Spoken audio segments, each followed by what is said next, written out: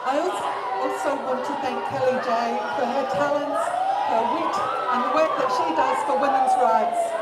I want to talk today about the noxious cult of trans wokeism and its poisonous creed. As you can see here, every religion and or cult has a creed of fantastical beliefs to which every member must subscribe. The trans creed mainly consists of slogans, or what have been called thought-terminating cliches. They are said or shouted with a confident assurance that these beliefs are self-evident. Louder? Okay. They are designed to shut down our thought processes and submit to the colonisation of our womanhood and our spaces. This colonisation is already well advanced in our governments and institutions.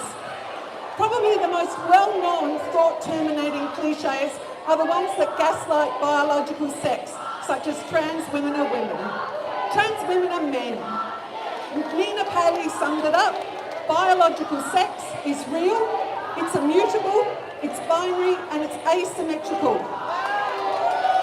This is true for all mammals, including us humans. Trans cliches demand we elevate trans feelings over biological reality.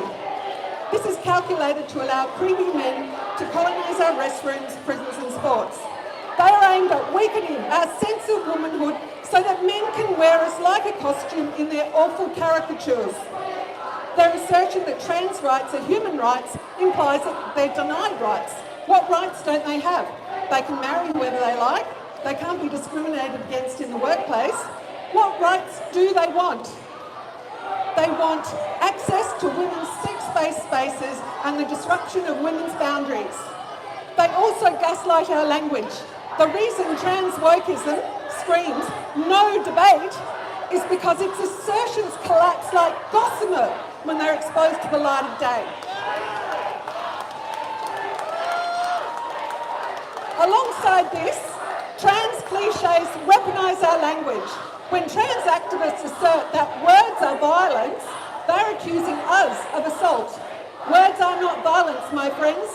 This is a direct attack on our truth-telling. When trans activists assert that silence is violence, they mean that if you're not with them, you are against them, and you should be shouting their slogans from the mountaintops. Yet another way to shut down nuanced discussion and truth-telling.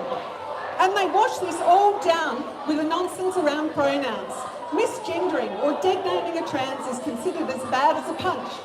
Not engaging with pronouns yourself is considered bad manners at the very least. Our language is being used and abused to compel us to affirm their narcissistic obsession that men can be women. Trans wokeism denies facts and data. They assert that we should trust the science about transitioning, as if their gender affirmation ideology has the same basis in fact, or some basis in fact. It does not. It is absolute ideology with horrific consequences for children, groomed, drugged and butchered on the altar of this cult. They hide the extent of detransitioning. The spectacular Tavistock scandal is an example. No follow-up was done on their gender experiments.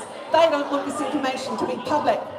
Trans activists use statements about their lived experience and their truth to elevate anecdotes over data and assertions over evidence, more ways of shutting down truth-telling.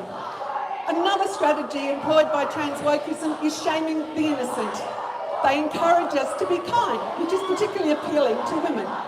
Don't be fooled. They don't care about women. They don't want women to speak. When women speak out, trans activists threaten rape and other violence. Kill a TERF being one of their catch cries.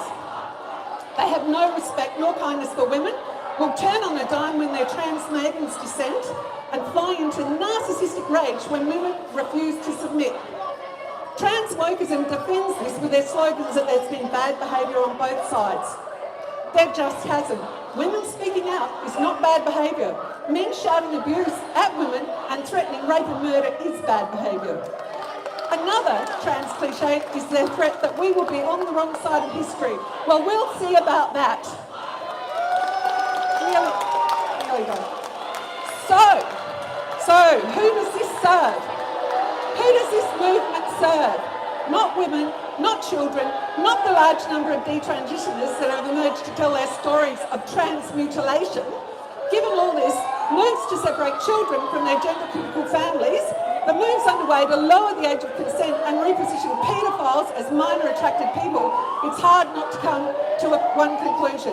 This powerful movement is driven by fetishistic narcissists who desire to colonise womanhood and her spaces alongside paedophiles who desire to colonise children. I am proudly a TERF since I heard about all of this. What surprises me most about this movement is the transmaidens, the handmaidens of trans.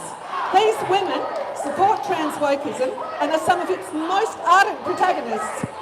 I give you fair warning, transmaidens, this ideology eats its own. Let's wrestle back our language and our sex-based rights.